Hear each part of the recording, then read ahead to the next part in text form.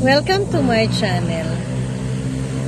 Ngayon po, ang atin naman pong i-discuss sa vlog natin ay may kinalaman sa issue ng transportation fee or tinatawag natin minsan na delivery fee. Okay, ang tanong po nung ating nag-comment ay bakit naman po ang delivery fee ay charge sa kliyente? Okay. Sa totoo lang po, nung gusto ko itong i-discuss, wala pa po yung crisis. Nung pumasok po yung crisis, na iba po yung aking pananaw regarding dito. Kasi nung una, katulad namin, nasa Quezon City kami. Basta nasa Quezon City lang, okay lang, sinasagot ko na po yung transportation fee.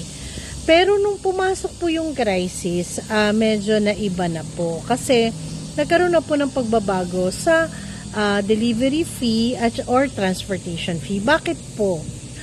Like kung i-deliver namin ang bulaklak, sample lang po na services namin ay flowers for the entourage or church flowers or reception flowers.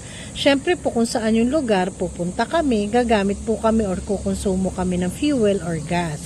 Ngayon po, dati po, kayang-kaya pa po kasi hindi pa naman siya totally ganun kamahal. Pero ngayon po, sa sobrang mahal na po, kahit bumababa, mahal pa rin po siya. Times 2 pa rin po siya actually ng regular price before. So, ang hirap din po talaga na i-free pa rin ang delivery fee or transportation fee. So, ang ginagawa ko na lang po, depende po sa amount ng services. Kung ang amount ng services naman ay medyo malaki naman, okay pa rin sa amin ang delivery fee. Pero kung halimbawa po na medyo tinawaran kami, medyo sabihin na natin at the lowest price, yun po, nagcha-charge na rin po kami ng transpo fee. Honestly speaking, yung mga rider din po, medyo tumaas na rin po sila.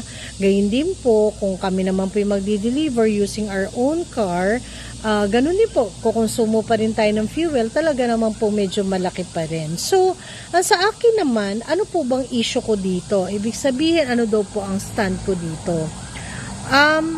Nasa decision na rin po ito ng coordinator kung talagang magkakaroon siya ng discount o hindi. Depende rin po sa layo at depende rin po sa amount ng kinukuha services. Kumbaga, titignan niya pa rin yun, i-weigh niya pa rin siya. I-weigh pa rin niya yun. Pero, not necessarily free po. Kasi nga po, sobrang mahal po talaga ngayon. Pero, let's think of it na sabihin na natin na lahat po tayo ay dumadaan dito. Since it's a crisis, lahat po ay, eto na, actual na pangyayari na mahal na talaga, wala na tayong magagawa. Siguro let's consider each one of us. Parang tayo, consider natin si client, consider din tayo. Siguro maging minimal ang suggestion ko sa transpo fee or delivery fee, pero sana wag naman tayong talo as a coordinator or nagbibigay ng services. Wag din naman talo si client dahil siya ang nagbabayad. Siguro let's be fair enough. Pero sana igalang din natin kung may delivery fee or transpo fee kasi makakatulong din to sa function ng bawat isa. So I hope na bigay ko ng tama ang aking clarification or issue sa transpo fee.